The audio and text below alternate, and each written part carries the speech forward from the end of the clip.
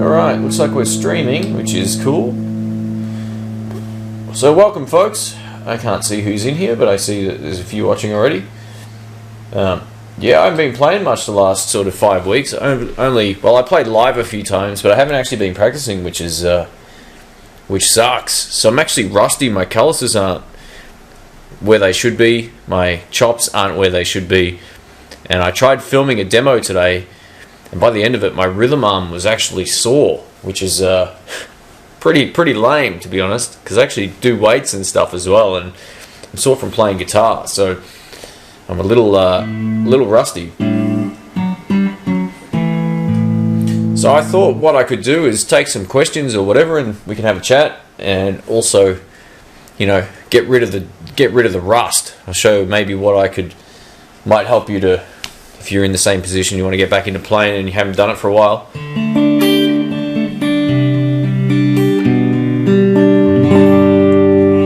I've got 11 gauge strings on all my guitars at the moment, and I'm feeling them.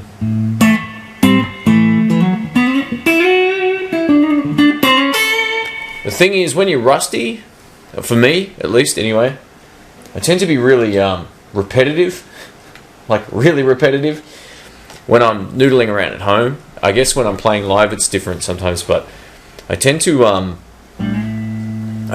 lose the creative process a little faster in terms of you know, licks and all that, and also in terms of just being able to hear things on the fly to some extent. You know, like I'm not like a jazz guy or whatever, but there's certain things in the moment I can hear that work, and you know, you go for them. That's another part that I lose when I'm rusty. So yeah, my calluses are nearly gone. I'd say they're like probably 30% there, which is pretty bad. It's the worst they've been, or the least they've been there since I was away in the States a couple of years ago. So yeah, I'm a little rusty. So I guess what I'm going to do is play some stuff to get my fingers moving. It's more for me. What I notice is if I'm playing my you know, the thing that my hand that does all the licks, which is my right hand, that's the one that goes. This hand rhythmically stays pretty strong. Maybe one thing I should note is I say to myself, all right, I got to play with loose hands. So rhythmically, I don't want to hold the pick too hard. I don't want to tense up my wrist. It's just one of those things that will stop you from becoming, you know, nice and rhythmic. So I have to make a conscious effort to play pretty loose.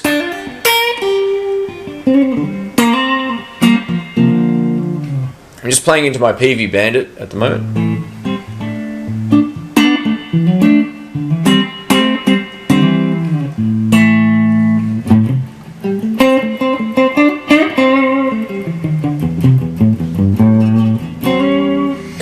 So yeah, I used to have some stuff I used to do, just basic shuffle patterns to get my rhythm going, get my hands moving. Always have the foot tapping.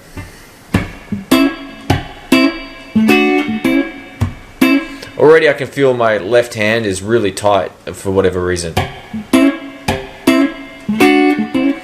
So I always make the effort to keep as loose as I can in the hands.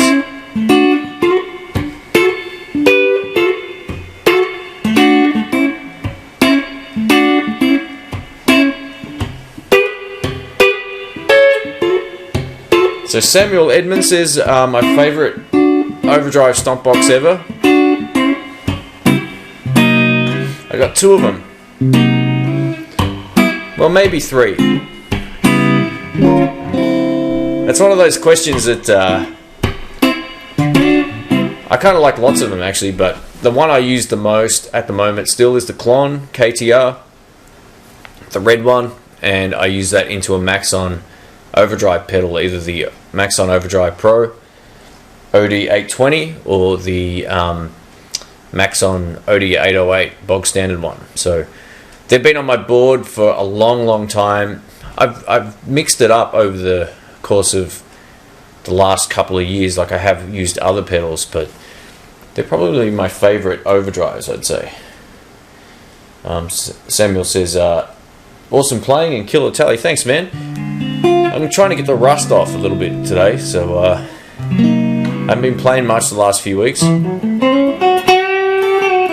The first thing to go is the creativity and the flow, and maybe the preciseness. See, that bend was out.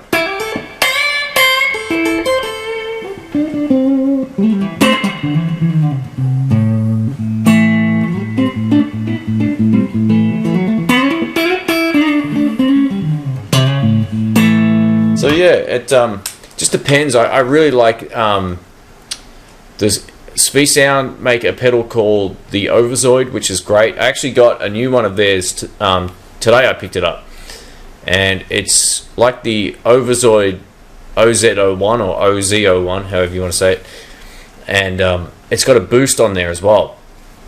Also got 2 other Spee Sound pedals, which I'm really looking forward to demoing, which is cool. So they're really worth checking out. Pedal of Babylon also make a really cool pedal. It's called a Xantastic.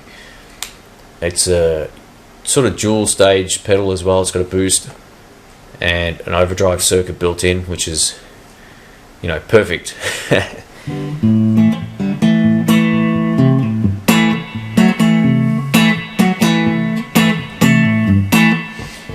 So Matthew Harrow says, do you prefer simple guitar amp rigs for gigging or stacking lots of pedals for great tone? I've been through both phases. I've been through playing, I should look here, sorry, the camera's in a different spot. I've been through both phases. I kind of go around in circles with that. As long as my clean tone is really, really good, if I can turn my amp up to its sweet spot, I'm loving it. But I still prefer having pedals on a clean channel than having an amp cranked. I think having an amp cranked doesn't quite sound as good. It gets a bit woolly and weird, and sometimes you just need a bit of extra mids or a bit of extra tops, and sometimes maxing out an amp doesn't always give you the optimal tone, in my opinion. I love being able to stack pedals as well to get like ridiculous amounts of sustain. I posted a video of Ryan and I playing some Super Reverbs live. That was last month, I think. Last month, yeah. And yeah, the tones were sick. But, you know, had I have turned the amp up more, it might not have sounded as nice. I know that sounds sort of counterintuitive when it comes to Velvet or tube amps, but for me, that's I even with my deluxe reverb, I ran it on 10 a few times, but I definitely didn't like it as much as having it at half and then running a pedal. So it's funny though, I have played a few times over the last 5 weeks, and I was lucky enough to be able to turn my Blues Deluxe up to about 6 or 7, so it was at halfway or just over halfway on the clean, and it didn't need any pedals. It sounded great. That said, I used pedals in it last night, excuse me guys, and I much prefer having a pedal on the ground just to give you that extra kick, extra volume boost. I guess you could just start with your amp louder and use your volume controls, but there's something cool about stacking on a pedal. It just does lots of good things to your sound. So we've got a few folks in here now. We've got Mr. Kareem, 33. How are you, man? He says, the new Demon Screamers sold quick, Shane. What are their price in Australian dollars when back in stock? I think they're going to be about $70, man. Somewhere around there, 79-ish. I'll give regular customers a coupon code too. So I only bought a few of them, so it's not like I sold 20 of them or anything. I only bought a couple just to see what they'll like, and they're like awesome. So they'll go out on Monday, and I'm ordering more Monday. I should have them either Friday or the following Monday. They turn up quick from this guy. He's just a killer. He's a great dude to know. So yeah, I'll have more, man. I'll hook you up with a deal if you're keen. So we've got Lanark Guitars here as well. How are you, man? And Phil93 says, hey Shane, what's your least favourite overdrive? Wow, that's a cool question. My least favourite.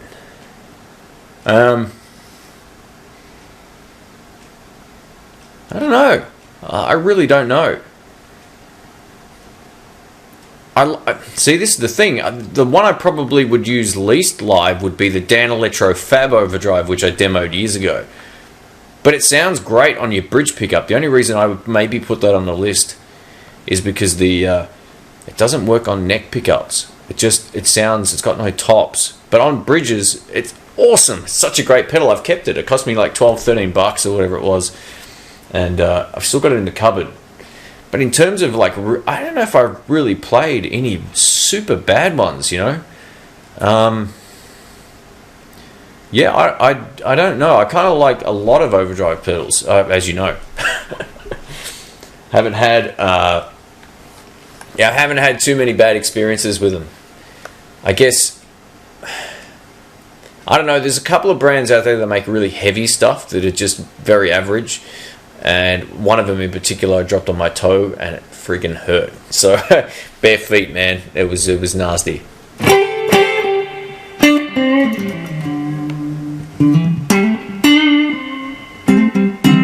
Yeah, man. It's weird getting back into it again now. I've had my head into the IT day job for a little while, and I'm glad that's over.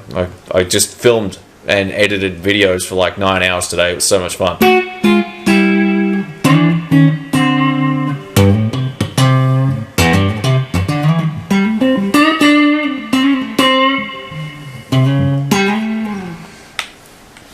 So Samuel Edmonds says, is it made of plastic? It is made of plastic, but the Behringer pedals are made of plastic, and some of those sound awesome. So I don't hold that against companies that don't charge much for this stuff. If it was $150 made of plastic, then maybe. But yeah.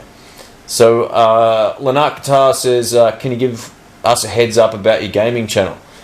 So I just did a live stream on my gaming channel. Believe it or not, I started another channel. And it's like a retro gaming channel. So if you're interested, you can head over or type in Shane Retro Gamer into YouTube and check it out there. So it's one of those things. I had one video there a week and maybe a live stream every week or two, just depending on the time. So now I have more time. I plan on doing a lot more. So many great games I used to play as a kid growing up in a family arcade. And also having a lot of those systems. So if you're in my age group or older or maybe a little younger, you'll probably remember most of those 8 and 16-bit consoles and stuff. Alright, so Mr. Kareem says, did you make it to the Melbourne Guitar Show? I heard from someone who went along from Tasmania that they were still working out the kinks. Yeah, I'm not... I don't know, man. There's a few shops that I know that didn't want to be a part of it as well for whatever reason. So maybe it was like not worth their time. This is the thing. I don't know if there was much there that you couldn't just see walking into these stores. Like I could just go to Cranbourne Music and see the same stuff. I don't know if you go to the shop to these shows and you can actually buy things and get a deal or what, but I didn't go in the end. I was so busy on the Friday beforehand. I just had a weekend off. I really didn't do anything. And it was kind of nice, but kind of boring. So I might go to the next one. I asked my friend Rick if he wanted to go, and he didn't seem too keen about it either. I actually had an opportunity to interview the guy that owns Roland, like the Japanese guy. I can't think of his name off the top of my head, but they actually contacted me to see if I wanted to go down there and do that. But I just been too busy, man. Sometimes I'm getting to that stage where if I do too much in the day and then, go all night as well, burning the midnight oil, it makes 6 o'clock pretty tough in the morning. So, yeah.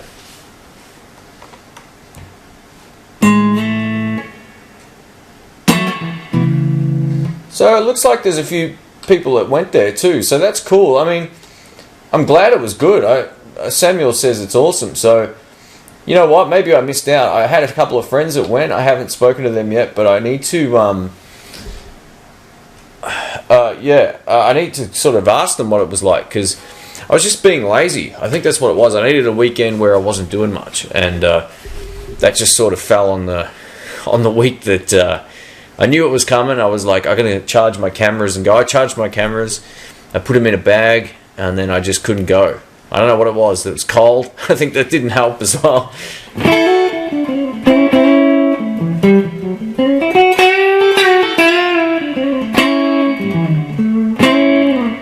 I might go over to NAMM next year too. I'm not too sure yet. I was supposed to go to the States this year, but it's been postponed for whatever reason. Just personal reasons, I suppose. I just haven't booked it or organised it. So I want to, if I go back, I might go to NAMM. But next year, I'll get my act together. I'll definitely go to the guitar show. I'll see if I can drag Rick and Brian along as well.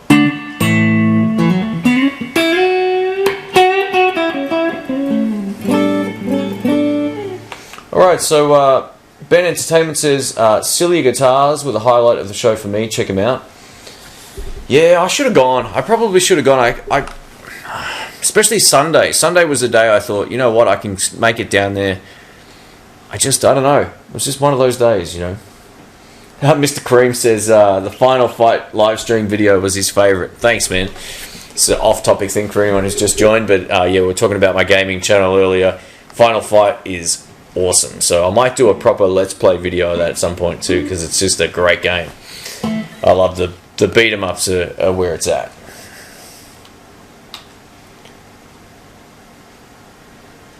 So Samuel says, do a Q&A upstairs.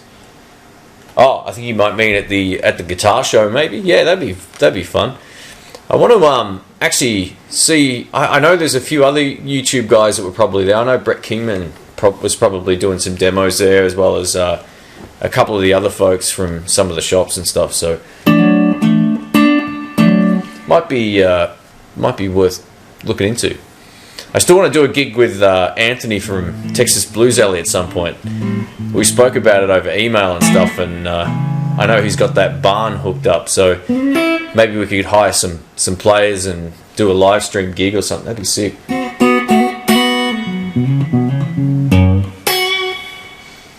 So Phil93 says, do I think boutique pedals are worth their price point? It just depends how expensive they are and whether you can justify it or not, and whether or not you like the sound of them more than cheaper pedals. I think, speaking generally, as a generalization, they are built extremely well. Sometimes people hand paint them. A lot of the process is done by a person, making the whole entire thing cost more. Whereas some of the cheap stuff, it's machines build a lot of the componentry, basically. So there's some human interaction there, obviously, too, but they can be cheaper because there's probably less of that. Less R&D to some point as well. Look, some pedals are clearly overpriced. There's no doubt about it. I wouldn't pay. Well, I have paid $320 was the price I paid for the Klon, and I'd never heard one. Rick and I went in with Rick to Deluxe Guitars, and he heard they were coming out, and he put a deposit straight down. And I'm like, dude, seriously, 300? Maybe they were 375. I don't remember, but he goes, yeah, these are the best. I had one of the old Centaur ones, and he goes, you'll love it, get one. I thought, oh man, I'm an idiot. So I've just prepaid for one. And when it turned up and I picked it up, I hated it. I was like, this sounds awful. Like, he goes, no, don't just judge it on how it sounds, you know, at home. Wait till you take it out. And then I just went, oh wow, now this makes sense. It doesn't sound that great on its own compared to other pedals which sound smoother, but they don't have the same like live impact. And yeah, so I don't feel like, even though that's a PCB, you know, job or whatever, it sounds great, and I kind of can justify that. If I hated it, then it's not worth the money. But some people will look at $375 and go, wow, and get the same thing in the clone Centaur one for $100, and you get the same tone. So it's just it's just, some are overpriced, but others are maybe a lot more complicated internally than you might imagine too. So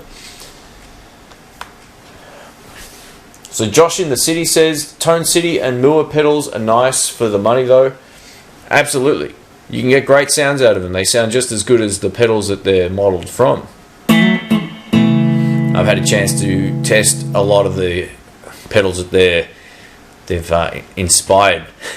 they've been inspired by, so yeah. They are good. Tone City, Move All. They're both made by the same company, or the same guy. But yeah, now you can't get the Move Alls anymore. So I wonder if they'll do the whole Klon thing. I wonder if they'll go up in price. So Mr. Kareem says, lol, a Pepsi Max at 10:30 at night, Shane. If I drank that before bed, it would give me gas, and not the good gas type. Yeah, I don't know. I was just, I've been working a lot today. I got a lot of stuff done. I produced one of the best videos I've ever done today too, so that'll be up pretty soon. And it's great having time to be able to kind of put into the production quality again, rather than just doing like unboxing videos. So yeah, you'll see some great Sphe Sound stuff come up. See, I put Sphe Sound, in the boutique camp. They're priced extremely well for what you get. They look beautiful. They sound fantastic. They're built well. They're unique, and uniqueness is a thing that you don't often find in the guitar business. So, I've been working on this lick too. Check this out. I'm not too sure how it all plays together, but you've heard me do this lick a million times in A. So, oh, that's not A, sorry. So I did this like pedal steel kind of thing.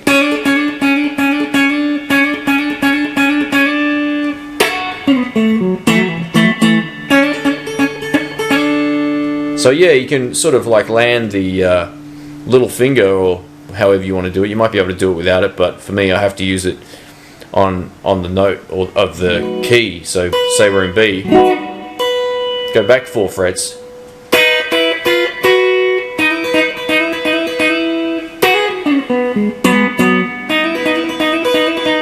Kind of like that. I'm going to try and get that into more stuff. I used it once today on one of my videos, so I actually opened with a new lick. I can't believe it.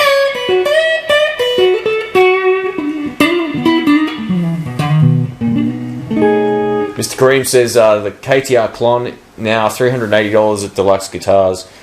They've been out of stock for months. I bought a clone Centaur from the In the Blues Tone Shop instead. So thanks for that, man. I absolutely appreciate that. That's so cool. I've got a lot of great comments from everyone that's bought one, and not enough reviews on the site, other than I think you actually wrote a review. So thanks for that, man. So yeah, if you do get anything off the shop and you leave a review, I might even credit your account or something, a couple bucks. So put that towards the next purchase. I might start doing that actually. That'd be cool. Was the SVI sound small form factor Moore size pedal I saw recently? Oh yeah, okay. So I put a little boost pedal in, I think, a pedal board video. There was just one I had laying around, but no, I've got 3 full size pedals that are, the same size as a Tube Screamer, but they kind of flip sideways. So yeah, they're. I'm looking forward. You know what? I haven't even opened the other 2 boxes. I thought what I'll do, I'll just grab the first one that's there, open it, and it was the dual Overzoid. Oh, excuse me, guys. Sorry, I just had some dinner earlier and stuff. But yeah. I thought don't want to open them all tonight. So I got a few extra pedals floating around at the moment. So yeah, there'll be some new stuff coming up, and I've just sort of locked in like 15 current pedals from companies that are just come out on the most part, I think. And yeah, so there'll be some new stuff coming up. I'm looking forward to that.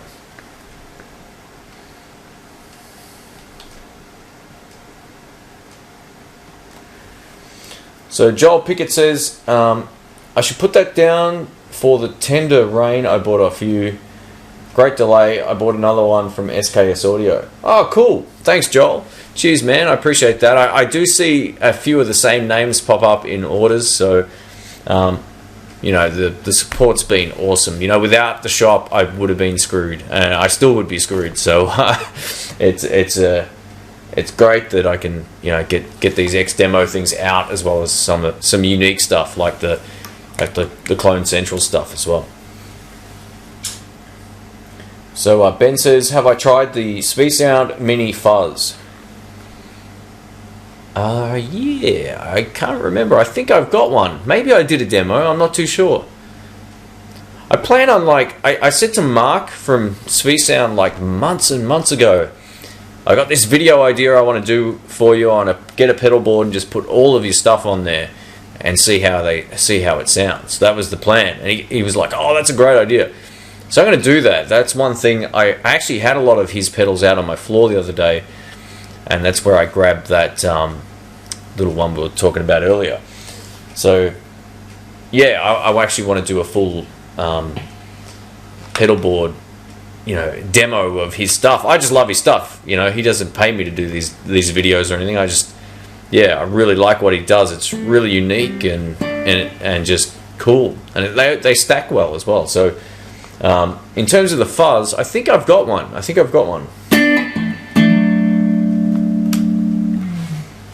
Lanark Guitar says, if you could pick just one guitarist that you could see live, who would it be? Alive, it would be Mark Knopfler.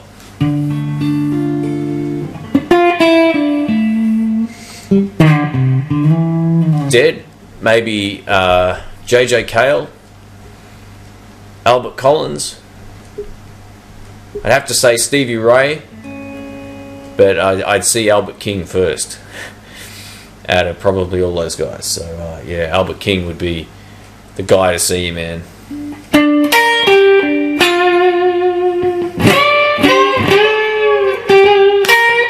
This cable sucks.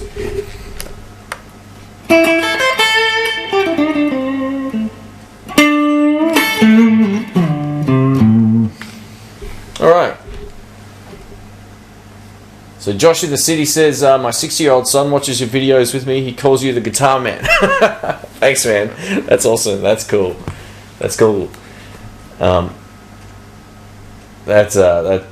pretty funny. Thanks for that. That's awesome. I'm glad some young folks are getting into the gas early.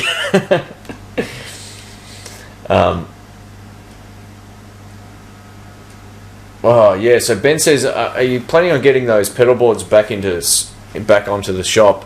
The only ones I have still are the small ones. I ended up putting like most of my sales money into either food, which is always helpful, or you know, the Klon pedals basically. So I should get some more. The problem is with shipping pedal boards is they're heavy and they're expensive to ship at the moment because of the dollar.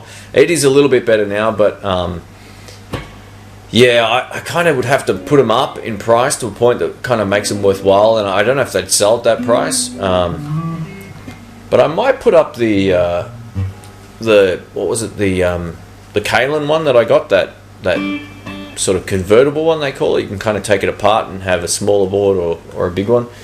So yeah, I might put that up there. Alright, so here's a question for you guys. If you were to see someone live, dead or alive, and not the Bon Jovi song, who would it be? That's a great question. Let me know your thoughts on that as well. So Ben Daly says, or Daly, sorry, man, my eyes are a bit fuzzy. Any thoughts on the Ibanez TSA amps? The TSA amps, I think, are the ones with the tube screamer built in. They're cool. I think they're cool. They're a good little home amp. I don't think they're realistically loud enough to get over a really loud drummer, or even in a blues rock combo. I don't know if they're loud enough for that, but if you're miking up, you can get away with it if you've got a fold back and all that kind of stuff. But the only thing that I don't like about them is there's no reverb. For me, reverb is kind of like a necessity. I like the sound. It makes miking the amp up sound better on the most part, in my opinion anyway, just from a sound perspective. But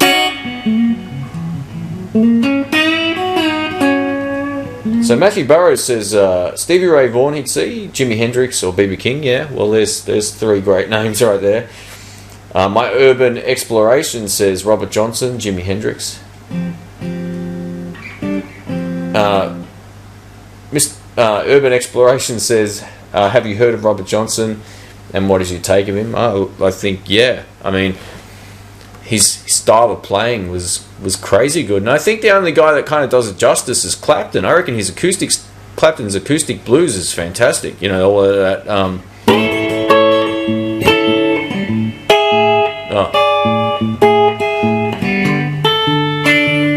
Yeah, all that sort of stuff.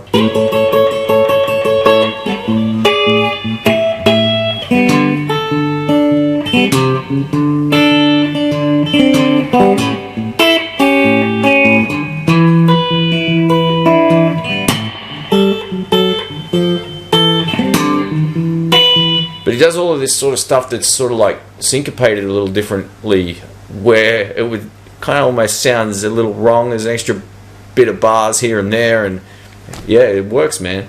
It's a very haunting blues. I think that's you know, the Robert Johnson thing's that haunting blues, but I mean, his songs have stood the test of time. You know, like, yeah, that just everybody still plays a lot of them today. So I got a CD. He's in the cupboard over here too. Chris Kane, Matthew Burrows says, yeah, Chris Kane, man. See, I was thinking, yeah, Chris Kane would probably... Look, if Chris Kane comes to Melbourne, I want to meet the guy. And he'd be open to that too. I know a friend of mine's actually met him and said he's a lovely guy. He's happy to sit and have a chat too. So if he ever comes to town, yeah, I'd love to see him, definitely. And Papa Chubby, believe it or not. I don't know if many people know Papa Chubby, but he's a monster player. I'd even go to see Brad Paisley. I think I like country music, believe it or not. Not because I'm holding a Telecaster right now, but yeah, even some of the pop country music that everyone hates, I kind of don't mind some of it to some extent. There's some good guitar parts going on in Brad Paisley stuff, so check him out. Check out his guitar album if you're not sure. I think there's even a duo, like a song he does with BB King. So Phil93 says, for me it would have been Cream in their heyday. Yeah, fair enough. Can't complain there. Eric Johnson or Tommy Emmanuel. Okay, cool, man. Lynart Guitar says Stevie Ray and Gary Moore as dead guitarists. Yeah, Gary Moore, man. I don't think he kind of got enough recognition as a blues guy. He could rip the crap out of the guitar. It's just like, he could emulate any style of playing, and he could just set the fretboard on fire. And he pulls that face that I did in that video where he goes, I can't do it, but yeah, check it out if you didn't see the Worst Guitar Faces video. He does a face that cracks me up every time I see it. Mr. Cream says Andy Timmons or Scott Anderson for me. Hoping to see Steve Wilson in Melbourne later October. Cool. Yeah, Santana would be a good one. I haven't seen Santana live before.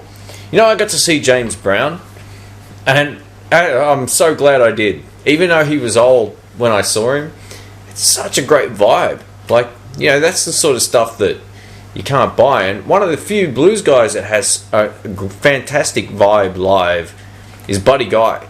You know, irrespective of what you think of his vocal or his guitar playing, if you're not into it, his show is fantastic. Go see it. And there's one other guy I got to add to the list, Bill Withers. Man, if he ever toured, guys just stopped playing like about 20 years ago, however long it was ago. He just was done with it. He didn't like the music industry, so he stopped. He's not dead. He just stopped. So if he ever made a comeback or ever did a tour, I'd definitely go see him. So Matthew says, I saw Papa Chubby live a couple of years ago, and he's a beast of a player. Papa Chubby is one of the few guys that's alive who can play everything. He can play melodically, play all the theme songs, you know, like he can think melodically like that. He can play reggae, country, he can chicken pick like a monster. You know, Johnny Highland's a bit like that as well, another country guy. He's a blind, semi-blind guy. Johnny Highland is sponsored by a new guitar company every week. You know, he's a fantastic player. Look him up. Type in Johnny Highland Blues. He's a country dude. He's playing at PRS in this particular clip outdoors. It's the best 7-minute solo you're ever going to hear. It's awesome. Alright. So, Big Wreck stuff is amazing. Okay. I feel a little out of the loop with that. I have to look that up, I think.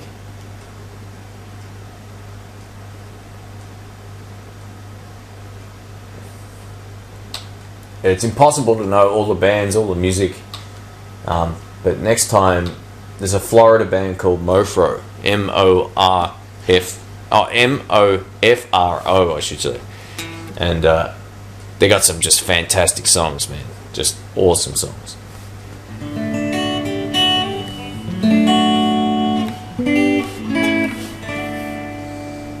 Alright, cool. So yeah, I was just going to do a little bit of an improv stream tonight and brush off some rust and have a chat, all that kind of stuff. Haven't been playing so much today. Alright, so what is your favourite quote from the Blues Brothers movie? Wow, I've been watching that for, oh man, a long time. Probably 30 years.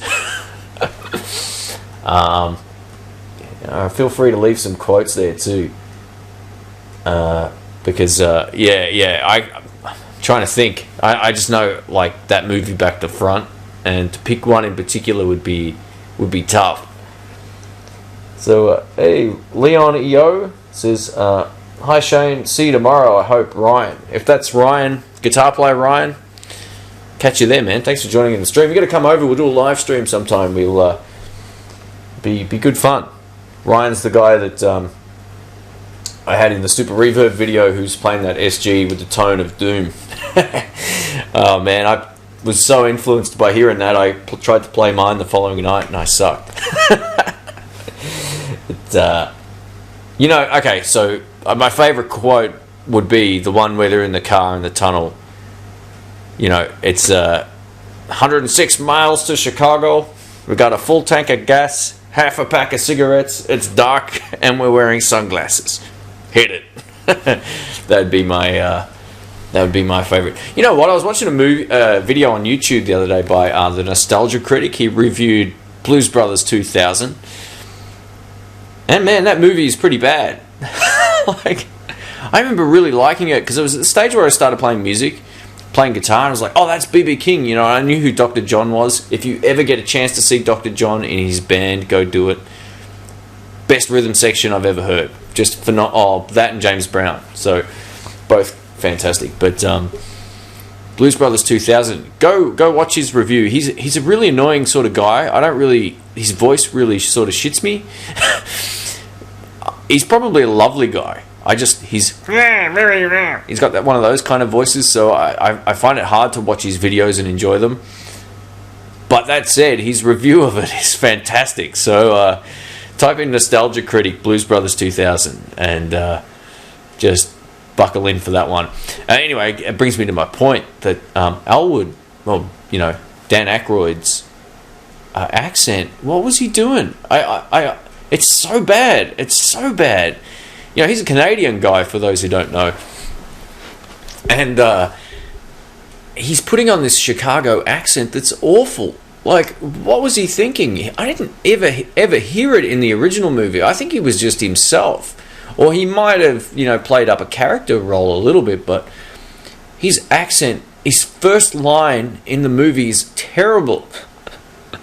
And it just gets worse. There's so many examples of him having just the worst accent I've ever heard. So have a listen, watch clips from both trailers, for example, if there's any dialogue. And yeah, his accent it's horrible to listen to. I remember sitting there in the cinema, just going. He looked good. He looked the part. He lost weight and he'd aged, but that's normal. I mean, everybody does. But as soon as he opened his mouth, I was like, what's going on? Anyway, yeah, so check that out. Alright, so Lanark Guitar says, which video of Johnny Highland did you mean? So I'm just gonna search for this, and I'll post a link for you folks. So unfortunately I can't share my screen. I'm doing it via my video camera. So let's see if we can find it. Hopefully it doesn't lag it out too much. You got to see this solo, guys. It is unbelievable. I'm Johnny Highland. I like his accent, man. He's yeah, I think if you type in blues solo it comes up. So let me have a look here. He's playing a PRS. Yeah, this is it. So it's called Slow Blues Jam 2009 Dallas Guitar Festival.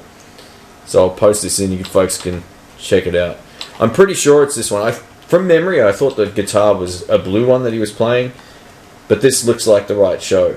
So I'm sure either way it's going to rip. So if anyone's disappointed with Johnny's got one of the uncanny abilities of being able to play lots of slow, soulful stuff, like lots of good bends, but then he can chicken pick, like, you know, he can just fly across the fretboard too. So he's got some tutorial videos that I'm going to look at as well.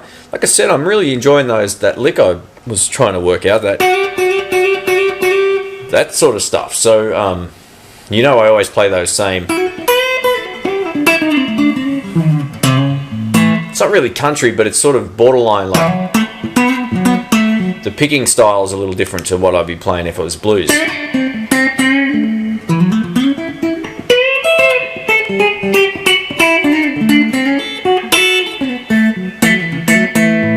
So yeah, I kind of really enjoy messing around with that country stuff. It's not like I have a full understanding of the guitar neck by any means. So any tips on or lessons that you know of on there too, let me know. On there, I should say, on YouTube. Sorry. So Dragon Sage, welcome man. He says, I'm really torn between the Nooks OD3 and the Joyo Vintage Overdrive. Your thoughts? A Joyo Vintage Overdrive. I like the way it looks better. They're basically the same pedal, but yeah, I'd be getting the Joyo one just because I know it's great. That would be my honest opinion.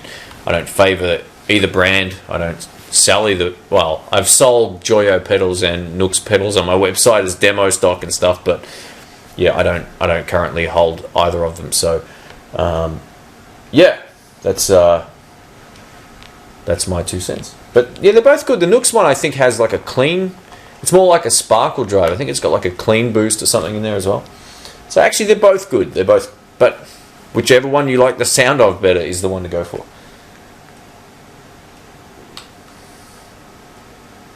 So I got asked a question that says Boss Blue ? It's from Josh in the city.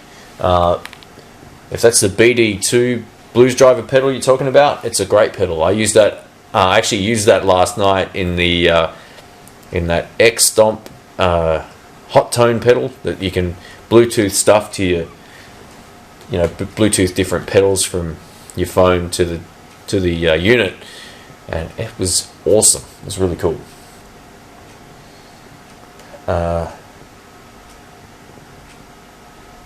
Alright, so this is cool. We've got a mix of topics tonight, guys. This is awesome. I should ask questions back at you guys more. So, and these are from your suggestions, by the way. This isn't stuff that I've come up with. So, this is cool.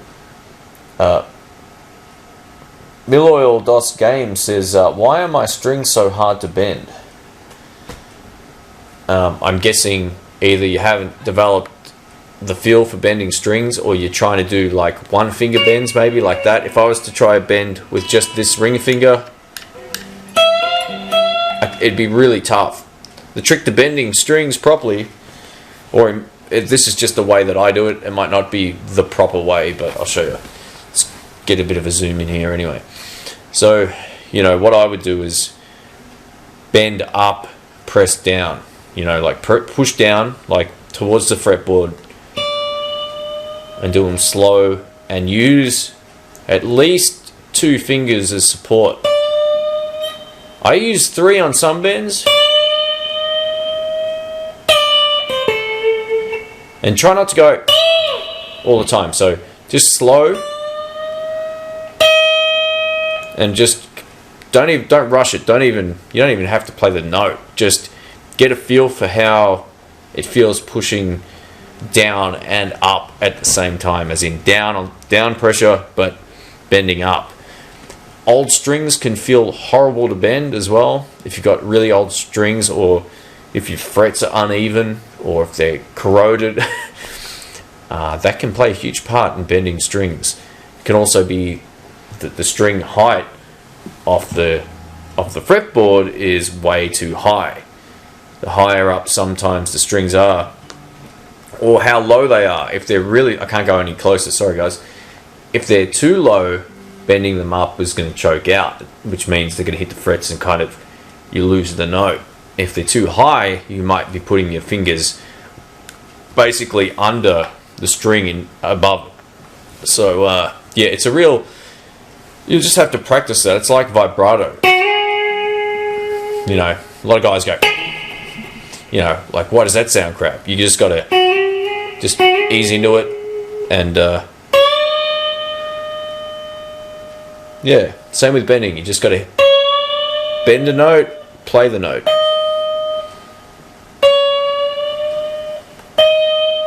There's a little bit out. That's it.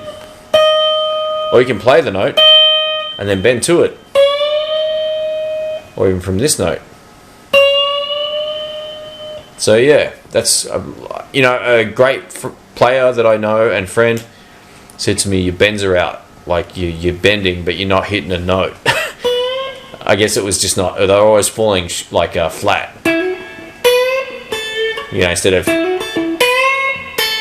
yeah. So make sure you're playing. You know, you can reference the note you want to hit by playing it first.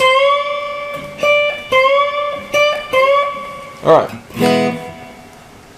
Alexander Vedom says, any thoughts on Chapman guitars? You know what? I still haven't seen any lefties in person, so I can't really comment on them. If I see a lefty, I'll play it and give you my honest feedback. I don't know how expensive they are in Australia. I'm sure they're not cheap, but yeah, I'd like to definitely check them out. You know, if I do see a lefty.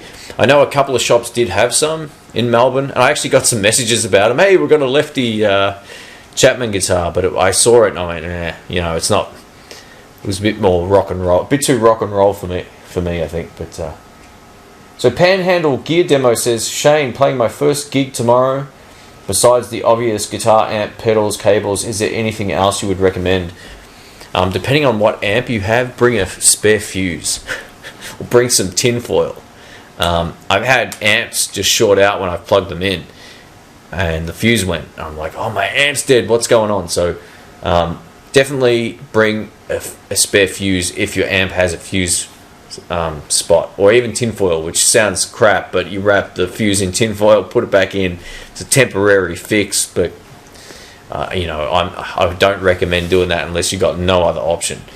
I would also bring a second guitar / spare set of strings. Never leave home without. Anytime I do a gig, I don't just ever bring one guitar. I bring the one I want to play. Might have the freshest strings on there, and then I've got like a backup. Or if I'm not feeling the vibe on one particular guitar, grab the other one. So, or some songs sound better with humbuckers, some sound better with a Tele or Strat. So. Alright, oh, I think the chat hasn't been scrolling on my side, but it actually has been. So, I think I've missed a few questions here, folks. Yeah. Whoa, yeah, I have.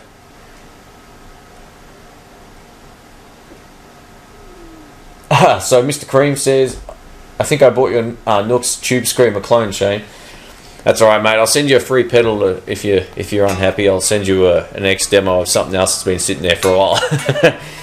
They sound fine, but I'm just saying, like, in terms of what I just thought of off the top of my head, and they're both fine. I think the Nooks one's a bit more like a sparkle drive, whereas the Joyo one's more like just a tube screamer. So either's fine.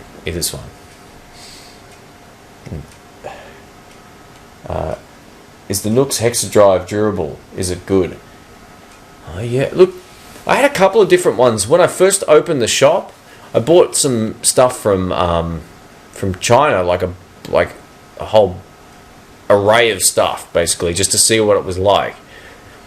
I haven't had any back. I didn't buy many of them. I think I only bought like 2 or 3 of them or something like that. But of each type, maybe one of some as well. I haven't had any of those come back. Some people said, what brand was it? There was another brand that everyone was saying have problems. I think there's like a basic one that they make as well, Nooks, like it's just plain green with the brand name. I could be wrong, actually. There's I can't really remember. But look, you can have problems with any types of electronics. I've had Ibanez pedals that have failed within a month, 2 months.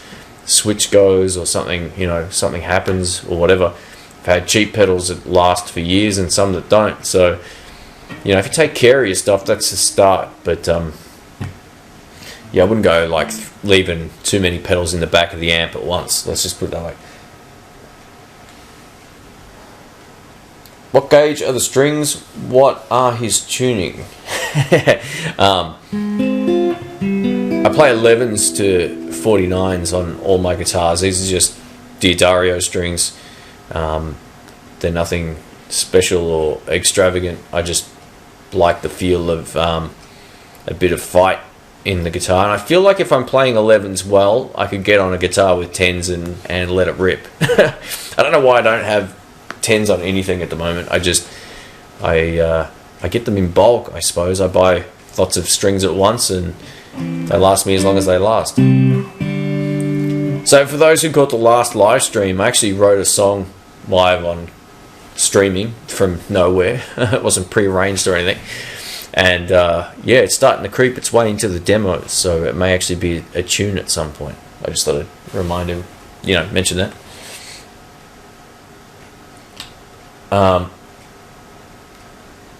For easy bending, I'd say you might want 8s or 9s. Don't play 8s or 9s unless you're like a metal guy. If you're going to be playing blues or classic rock or whatever, no lighter than 10. 9s, just start playing guitar maybe. But if you've been playing a while, get a set of 10s at the minimum. They sound good, they feel easy to play. Lighter strings don't give you the what's the word? It's like you can overbend too easily. They're not as precise almost. Like sometimes it's good having to put a bit of force to make sure you get to hit a note rather than playing one note and bending 7 frets. Like I don't know, unless you're doing some crazy buddy guy stuff, it's not anything lighter than 10s is too light in my book.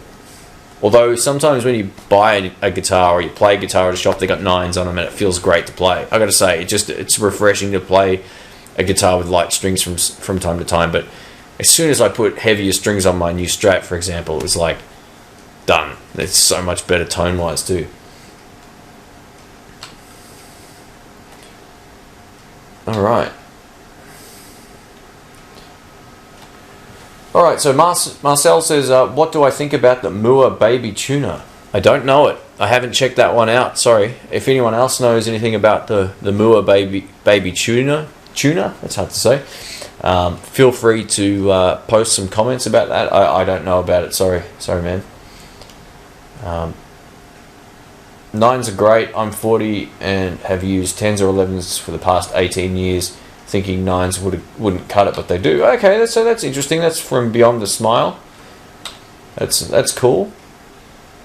I guess like it's just a personal comfort thing. It's like it's like your favorite guitar strap. You get used to something, and as soon as you change, you go, maybe it'll affect the mojo, or maybe it'll affect the chops, or maybe it'll affect whatever. But it's just whatever you get used to,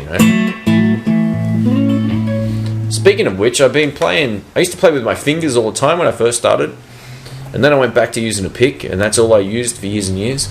The other day I actually forgot a pick, and I said to the guy I was playing with, my friend, I said, he goes, "Oh, you want one?" I was like, "No, I'm going to see if I can get around this without one." So I played with my fingers, and it definitely has its benefits and its challenges as well. So speaking of just getting stuck, I don't want to get in a situation where I think, I forgot my pick, the gig's over. So it's a good thing to play with your fingers, I reckon.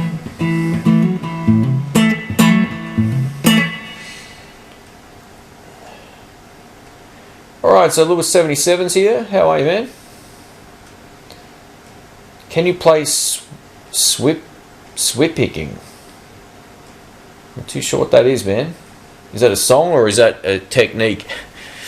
I'm not really like a technical kind of player, so probably if it's a technique that you know of, answer's probably no. So Tim Green says, shout out from Yorkshire, England. I just bought a GCS2 guitar cabinet simulator for going ampless, with a view to going ampless. Sorry, I'm just going to move this chat down so I can see it.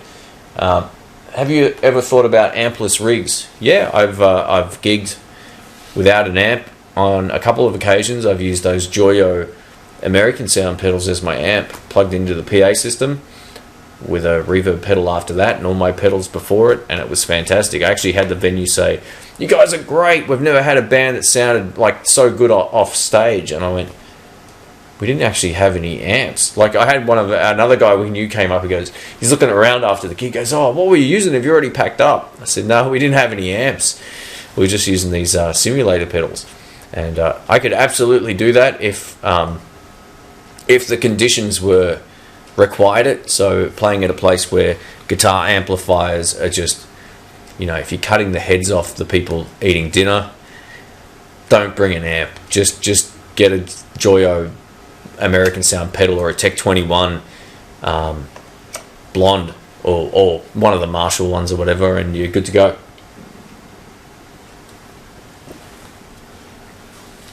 I wouldn't invest heavily myself into like one of those big digital boards that do all of that, only because I've already got all the pedals I like, and if it's just I need to do a gig without an amp, I'll just take the Joyo pedal. I actually bought Rick one of those as well. We both did that gig, and it was great. He kind of didn't like it too much because it didn't say boutique brand on there. No. It was it sounded pretty cool. It just takes a bit of getting used to when you're hearing your guitars coming up at your face, rather than like blowing the wind past your pants. So, all right. So Andrew Caleb says BB King sometimes bends it slightly up to a flat and it sounds awesome. Yeah, you're right. And I do that a bit as well. Like I sort of do a lot. Well, half step bends. I don't often bend to a wrong. Try not to often bend to a wrong note, but it happens a lot. Half step bends is what I think is great. You got these full step ones that go 2 frets. Then you got like these half step ones.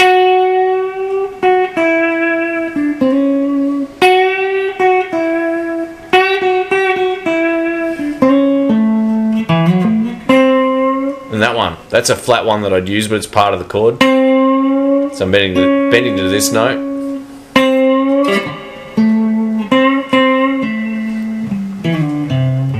I used to just sit there and see how things sounded. Like I'd bend from wrong to right. I don't do that sort of stuff much anymore. I should get my head back into it.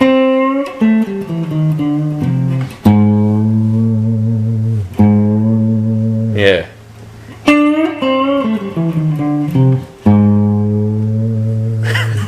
It works on a tally, eh? It's cool. So Isaac says, my bends sound thin, how do I fix it? I need a little bit more information on how it sounds thin. If it's just a technique thing, then what I was saying earlier, make sure that you have a couple of fingers supporting your bends. And it also, like a lot of people always say, everything's in the rhythm hand. It's how your dynamics are with, the pick or your fingers that pretty much give you the tone. It's not as much in like all the licks of this hand, but all the dynamics and how things sound is this hand. If you're picking soft, you barely hear it. If you're picking hard, you're going to get more sustain, you're going to get more spank, all that kind of stuff. As opposed to, and I'm letting the note ring out. So don't just do that. Let it ring. Like if you're tapping your foot, like 1, 2, 3, 4. 1, 2, 3, 4. 1. So you can do it on the 1 and let it ring it out as long as it can. So little tricks for also playing in time. So Michael Lopez says, do I miss the classic vibe 3-tone? Yeah, that was a great axe. I had to sell it when I bought the Gibson. I shouldn't have. At the time I bought that gold top, which is right there, I panicked and I thought, I've got to get rid of stuff. So I sold a few guitars. In hindsight, I didn't need to do that. It was a really great guitar. I got it for a great price. The Australian dollar was super strong when I bought it. And I bought it from Daytona Beach Music. Or Daytona, whatever it's called there, and yeah, I should have kept it. I should have kept it. It was a great axe. So I just missed another question here. Let's go back up. Buddy guy wears a plastic bag on his spreading hand to keep his calluses hard. Man, yeah, it's hardcore. He's just dedicated. So Isaac Ord says, "How fast can you pick?" I don't really concern myself with that, which is another answer. Is another thing to say. Basically, yeah, it's just not my mindset. Like I'm not, I'm not really thinking about how fast I can pick a lot of the time when I play. I'd say I can play 16th notes up to a certain speed, and then I can't do it. I can't keep it going. I don't sit there and sort of like. It's a bit loud, sorry. I'm not really a fast picker. I'm just not. So I try to play things within my always try to get better, but I also know my limitations mechanically. Some people can run faster than others. Some people can strum faster than others. Some people can press buttons faster than others. My right hand is extremely great with fine and quick motor skills. I can't do the same thing with this hand. And I feel like rhythmically, maybe I should have been a righty.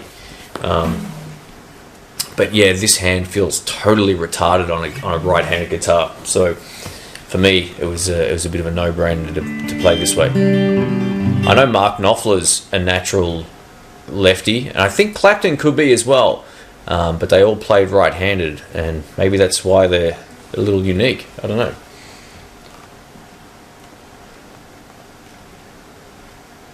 Alright, so Lewis says, I have a question. What do you think about noise gates? You keep mentioning noiseless pickups to fight single coil hum. Wouldn't those pedals do the trick as well, or do they mess the tone? I actually used one the other week up at the Brunswick Hotel gig that I do. I took out the, what's the name of the brand? Donna? Is it Donna or, no, it was a Joyo one, sorry. One of the Iron Man series ones. Has one control. Look, it worked. It did help. But the thing is, you've got to set it up so you're stacking at maximum gain, basically. So I had 2 overdrive pedals. I clicked them on. I set the threshold. When I had one or none of them on, that's when I noticed my signal was cutting out when I picked soft. So I turned it off most of the time and just played on the in-between pickups on my Strat. It does help, and they do work. I don't think they mess up your tone so much. I think they... Sometimes the way they close, if you're playing something really soft and, you'd hear it go like... What key was I in? It would die off quicker. But by the time it dies off, you're hearing the... So, yeah, you kind of... Playing subtle doesn't help the noise floor issue sometimes. So if you're playing quietly, the gate might actually negate it all. You know, so yeah. But no, they're definitely handy. I don't use them as like a rhythmic thing like some of the heavier guys do. They turn them on just to get that staccato thing going on. I actually like them to block out some hum. But, you know, for me, I always think if I'm going to be playing at a venue that's that problematic, I want a guitar that I'm not going to have any problems with, i.e. this. Or my Les Pauls, or, you know, 335 or whatever.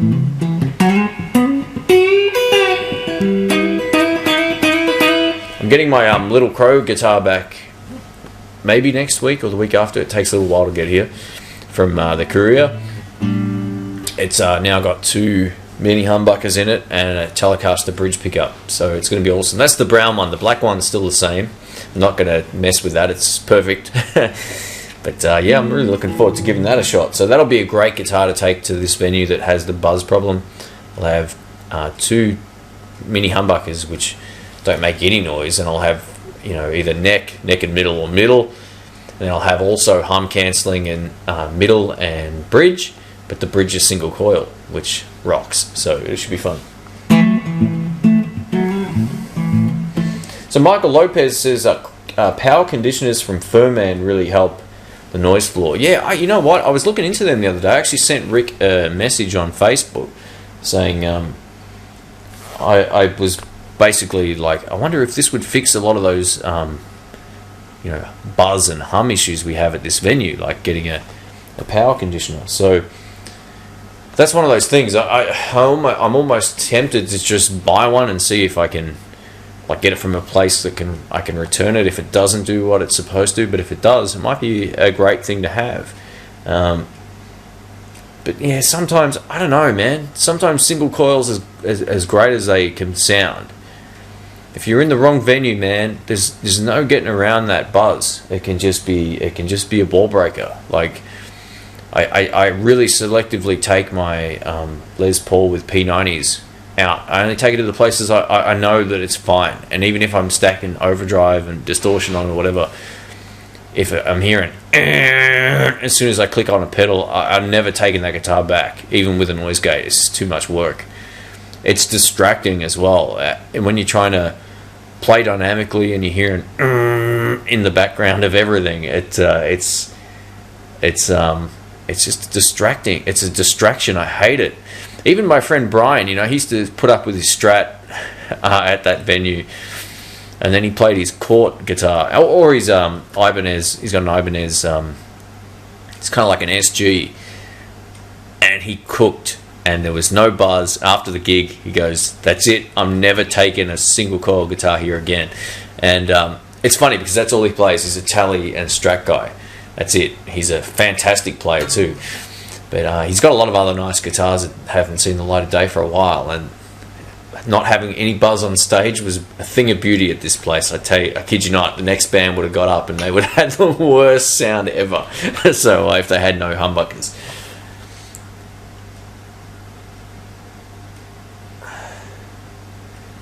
So Mick Do One, how are you, man? He says, I bought a Blues Deluxe with an upgraded tube and Jensen's C12N for €450. I loved it. I love it. Awesome, man. Those C12Ns are good speakers. So cool.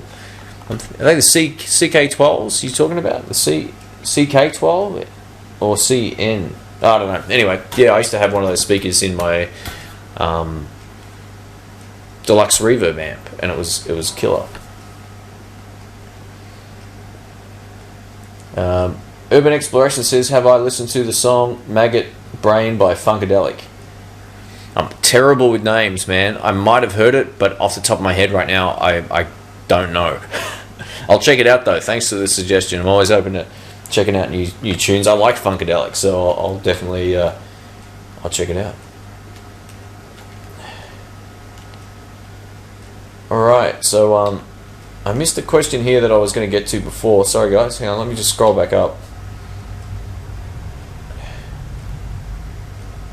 I got asked, I think, what do I do for a living? So I'm an IT guy. I'm a qualified Microsoft nerd. Not that really means anything anyway, but there's plenty of smart guys who aren't qualified. I've done lots of stuff over the years. I've done everything from managing an online games network for an internet service provider here in Australia, actually 2 of them, to working help desk and server stuff for another company. I've done e-commerce shops for other people. I've set up websites. I've done all kinds of things. Right now, I actually just finished a day job. So I did a 5-week contract at a pretty well-known company around the world, and that'll pretty much be it for the rest of the year. So what I'll be doing now is just going back to doing YouTube. I've got my online shop, and I write reviews as well, like written reviews on a few websites, and run a forum and do these streams and all that kind of stuff. So I do a mix of things. I also one of the things I do a little bit more of these days is videotape other bands, or record other bands. I'm going to be producing an album for another local band as well pretty soon, so I'll be behind my little desk with the headphones on and doing some recording and mixing and all that kind of stuff. So that'll be fun. But yeah, YouTube's kind of like why I left my job. I just thought, this is fun, I enjoy it. How can I make this better and bigger, and how can I keep it growing? So yeah, I've had a pretty great business model, is not charge any companies anything as long as I could, and I'm still doing that to some extent. If I get stuff that's like a $30 pedal, I have to charge a fee. Like, I'm going to spend 7 hours making a video, or 5 hours for free if I can't even resell this thing. So I need to cover some costs. Any of the stuff that's more than that, I don't charge. That's my business strategy now. So yeah, so that's what I do. I do YouTube. I have an online store. I used to run a jam night for a while as well. So I still play music. I play music twice a month live at gigs, once or twice a month. I'm doing a radio show coming up here in Melbourne. That'll be streamed on the web too. So maybe, you know what, I might see if I can take a laptop up and stream that to YouTube as well. We're going to be in this studio, and we're doing a 3 guitar fest. So Rick, Brian, myself, Jeff on bass guitar, and Mark on drums. We're going to do, I think, 4 or 5 songs in the studio, and then we're doing a big gig up at this place called Emerald, which is up in the hills here. So yeah, it should be fun. I'm looking forward to doing that. But yeah, I don't play music as an income. It's too hard. I just don't do it. A lot of venues in Melbourne like you to play this every night.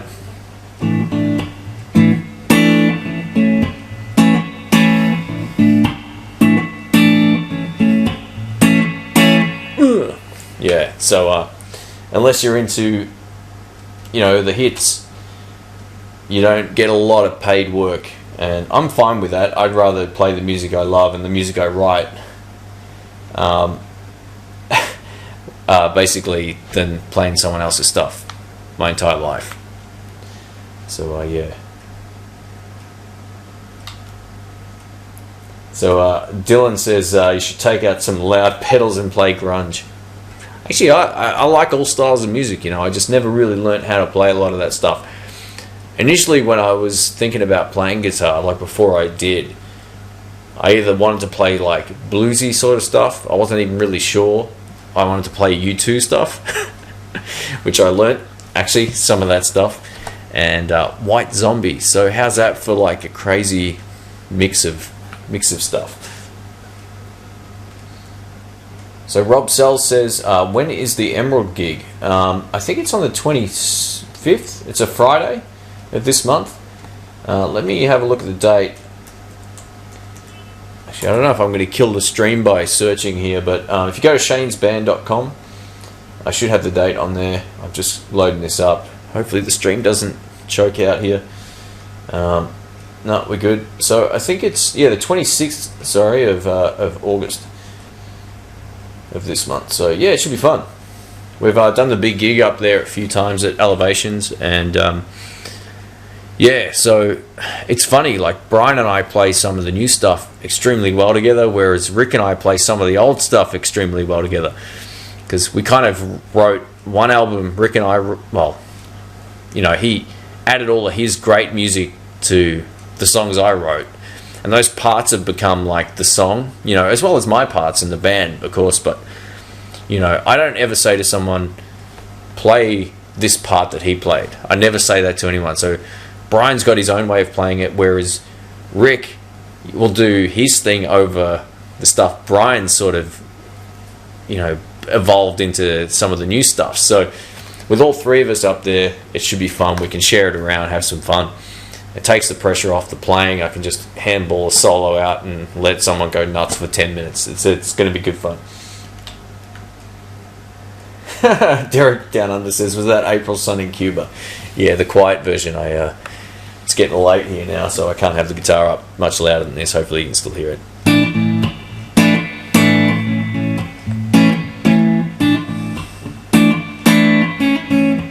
It's just a classic. Or what's that other one?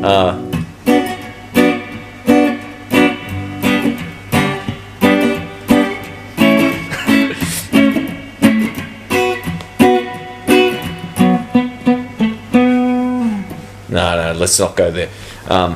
So if you're in Australia, you'll know exactly what that song is. Boys Light Up. Look, these songs are fun, man, but yeah, I just don't relate to the cover band thing anymore. I've always had this weird thing in my brain that says, and it's not like a hipster thing. It's just like, I know what I like, and if I don't like it, I don't do it. I try not to do it unless I have no choice. So, yeah, that's kind of how I've rolled with stuff the last few years. In some ways, many years. But yeah, if something doesn't feel right or I don't enjoy it, I don't do it again. I did a cover band gig that paid really well. It was a wedding gig, and man, it was depressing. I got no fulfillment out of that at all. Just playing the parts and. You know, I had a little bit of freedom on a couple of songs, but it just was like 3-minute songs, man. Come on. It's just no fun. I want to jam out. I want to have some fun. But that said, if you're like a competent cover band musician, it takes a lot of skill. I'm not that kind of muso. Maybe if I'd learned more of the songs, I might enjoy doing that a lot more. I don't know. I'm not too sure. Like, I love listening to some of these tunes, but playing them isn't like, it's not like, you know, at the front of my mind, like, oh, I've got to master the solo out of whatever song. Like, I just don't think like that anymore. I'm more into just taking bits and pieces and applying it to my own weird style of playing.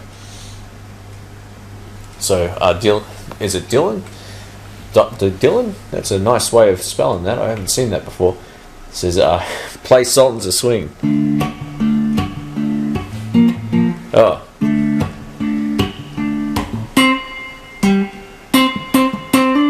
Here we go. I've got it now. Oh man, that's a live fail. You know, it's kind of late. Here we go. I've got it now.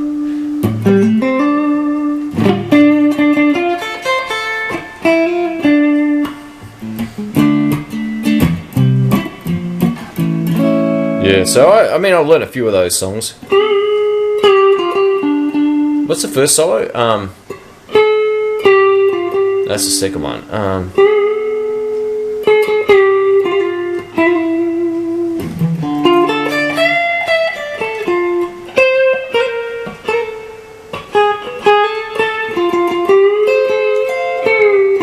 This is where I stole this lick from.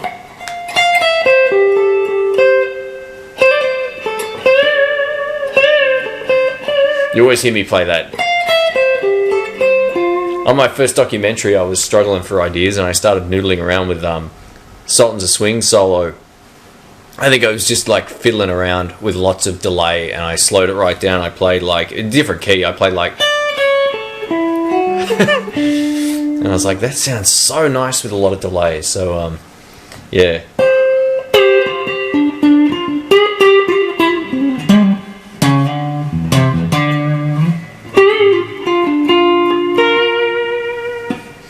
Anyway, something like that anyway. I should be playing it with my, yeah, you're right. As someone said, I should be playing it with my Strat. Yeah, a Japanese dude. I don't know how to pronounce that name. I apologise for that, but I think it's Japanese or maybe Korean. Yeah, unless I'm playing a Strat. So.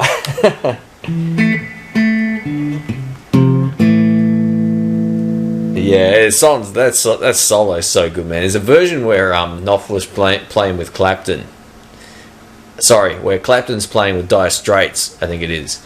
And actually, I could be wrong. Maybe it is a Clapton gig. He's wearing this horrible. It's either a purple or pink or grey weird suit, right? Clapton is, and Knopfler plays like this whole extra middle section of the song. And it is awesome. He's got the comb over blowing in the fan with the fans, and he's got the headband, and he's ripping, absolutely ripping. I used to watch that over and over again. I always said to myself, I want to learn every lick in that video, and I never did. So that might be on the bucket list, man. If I could play that note for note, I'd play that probably all the time at every gig. So it's Korean. So thanks, Brandon. I wasn't too sure. I wasn't 100. It looked Korean. That's why I said that as well. I thought it could be one or the other.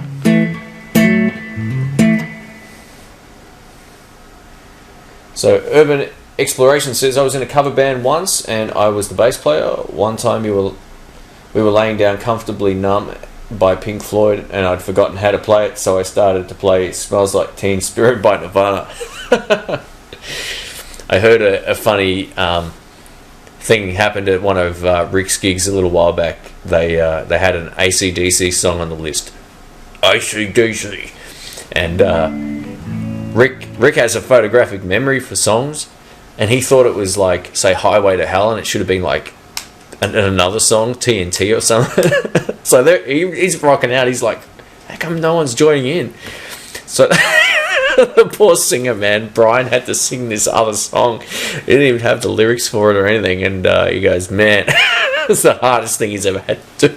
It would have been full-blown, like, improv karaoke style. That would have been awesome to see. So poor Rick knew all the chords. No one else knew what was going on. And, yeah, they ended up playing a completely different song at a like, pretty good gig, from what I remember. Some, like, fundraiser gig for hospitals or something. And, yeah, that would have been fun to see for sure.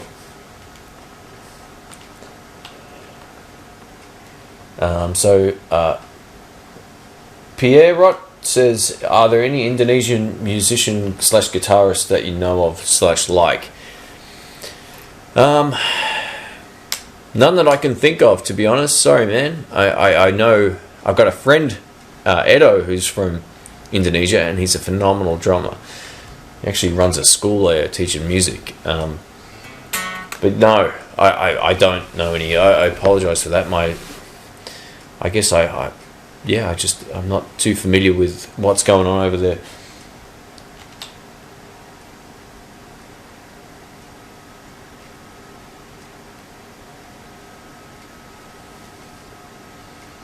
Alright,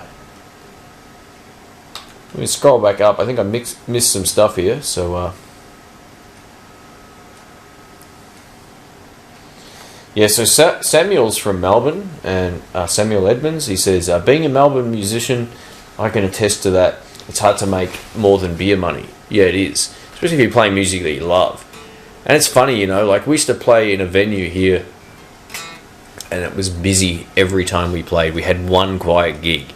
The only reason we lost the gig was we weren't playing enough covers. Even though people were dancing, they were having a good time, the place was full, people were buying meals, there was nowhere to sit because it was all full. And yeah, we lost the gig based on we weren't playing enough covers. So I thought, that sucks. I called him about a year later and I said, look, I have to just let you know that it's a real shame you're not open to other styles of music, because every time we were here, we had to play, which it wasn't weekly or anything, but we're there once a month. And we had the place busy, it was growing, there was nowhere to sit the last gig. I got it on video. We actually recorded it and it became the album that you can, you know, just a live gig.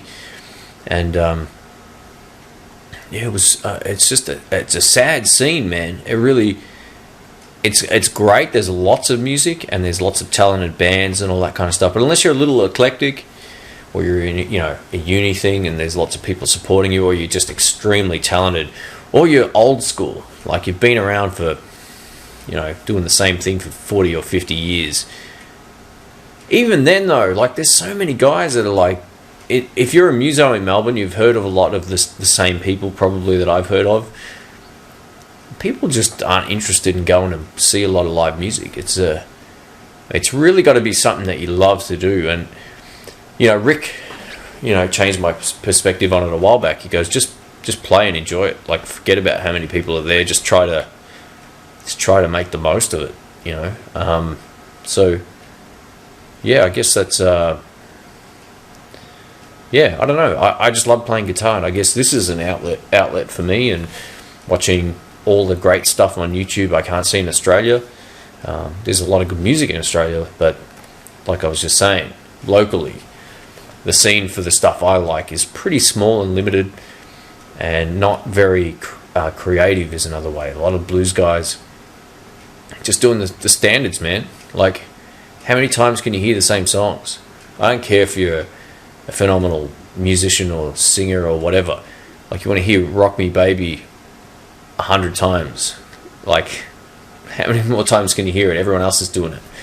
Like, write some songs. Man, it kills me. I'd rather go see a blues band that have something original, or maybe have something different, something just other than the same old songs. And I got a cover band venue right around the corner. Well, I shouldn't say cover band venue. It's a venue that has a cover band in every Wednesday, and I always hear the same songs. Living on a Prayer, Jesse's Girl.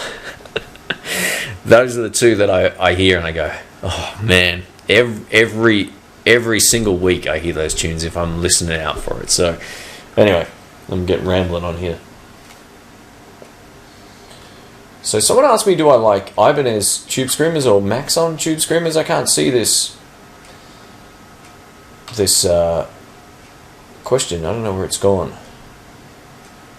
Oh, do I like the TS9 or the TS808? I kind of like them both. They're both nice, man. Yeah, one's a little more compressed than the other. I think the TS808 has a little bit more chug, but they're pretty similar. I mean, Ibanez are rebranded Maxon pedals, so if you like Ibanez stuff, you're probably going to like Maxon stuff, and vice versa.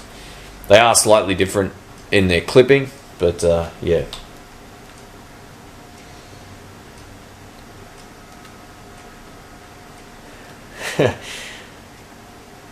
Alright, so Brandon says, if I'm holding a guitar and forget what to play, I just like to start doing Stairway to Heaven to make everyone angry. It's always hilarious. Yeah, it's like if you go to a music store and you pick up a guitar and you go,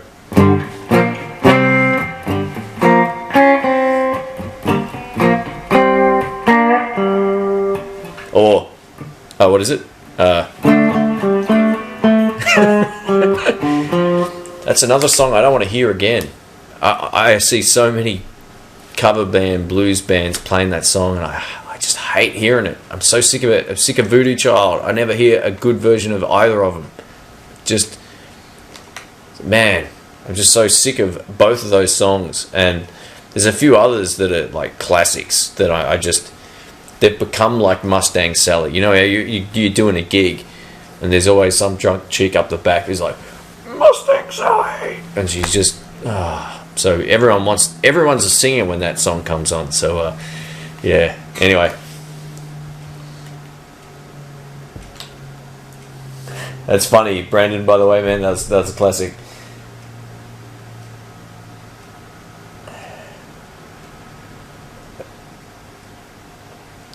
SRV used a TS10 near the end. Okay, I didn't even know there was a TS10. I'll have to look into that.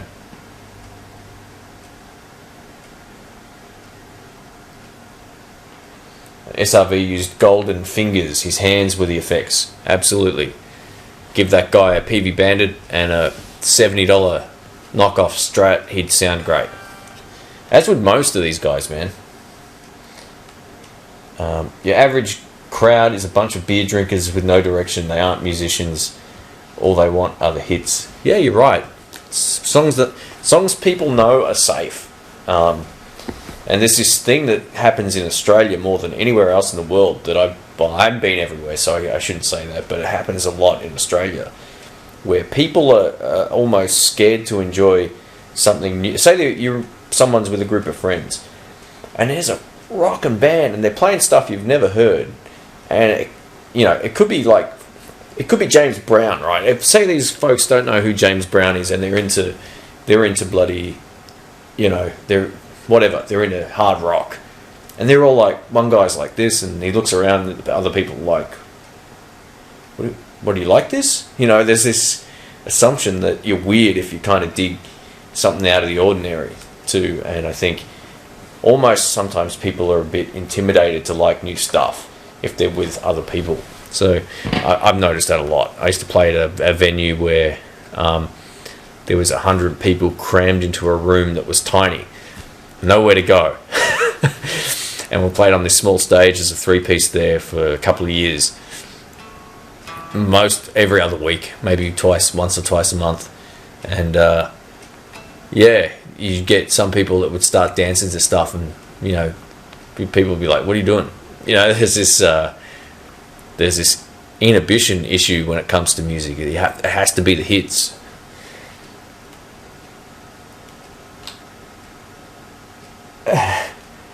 So someone asked me, I can't see where it is now, but what's my thought on tone woods? I think I might have covered that.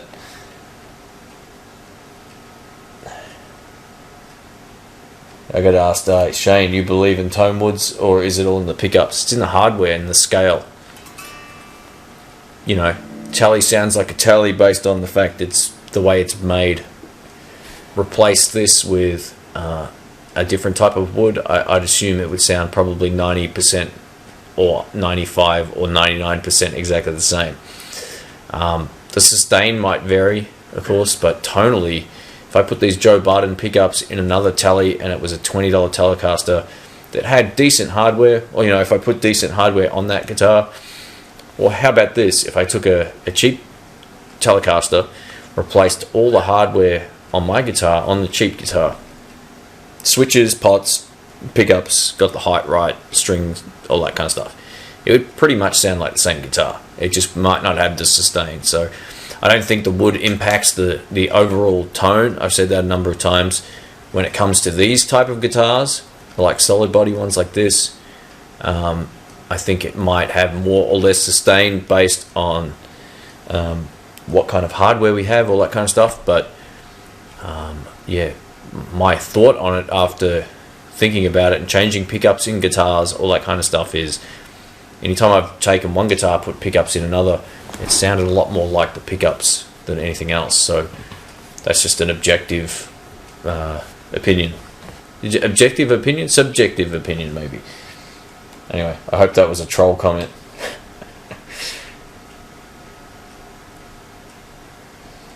I played Smoke and Sunshine in totally different positions on the fretboard. Thanks, man.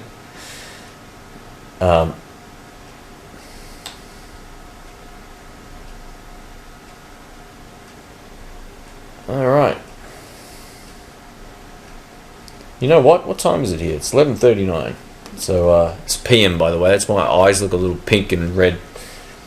I got up really early this morning. My body clock's still making me wake up early. I'll probably end up sleeping in tomorrow, which will be the first time in a little while. So, be good. I should review a pedal... Oh, sorry. Where is it? Dylan says, you should review a feedback pedal by Fender. It's called the Fender Runaway feedback pedal. Okay. I'll see what I can do. I don't get unlimited amounts of stuff.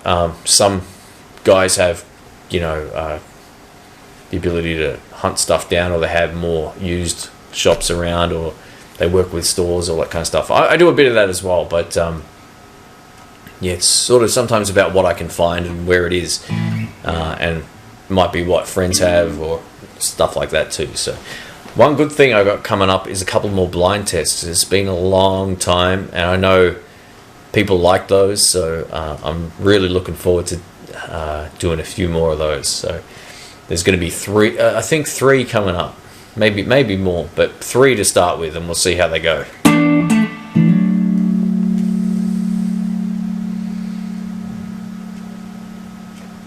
Oh, so Mr. Cream says he likes Perfect Stranger by Deep Purple. Look, I like a lot of songs that I don't want to play on guitar. And I also like a lot of songs that I do want to play on guitar. So nothing wrong with liking any of these songs, man. I just, go to a guitar shop, you're going to hear Smoke on the Water, Stairway to Heaven, or Sunshine of Your Love, or whatever. They're the songs.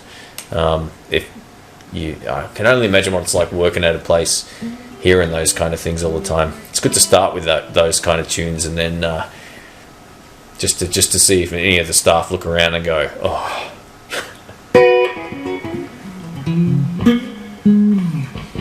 Oh, this cable sucks. Actually, speaking of which, I got to contact a company back. They want to send me some leads, so I thought I like doing weird demos like that. Let's bring on the cables. All right. I reckon we might be coming to the end here, folks. It's been fun. Yeah, I'm kind of tired, and I wouldn't mind crashing out for a bit and unwinding. So, well, I'm unwound now, but I mean, like, actually go to sleep. So, yeah, thanks for hanging out, folks. It's been cool. Actually, I'll answer this last question here. 68 custom Vibrolux versus 68 custom deluxe reverb. I've had the 68 deluxe reverb. If I was to buy one of them or a 65, I'd buy the 65 again. I've mentioned why on a few posts, but less white noise in the background, all that kind of stuff. Mine wasn't too bad, but when you weren't playing it, it was more audible than I thought it was. And that bugged a lot of players. And the reliability of some of those 68 ones, they're coming up on forums everywhere that they've failed.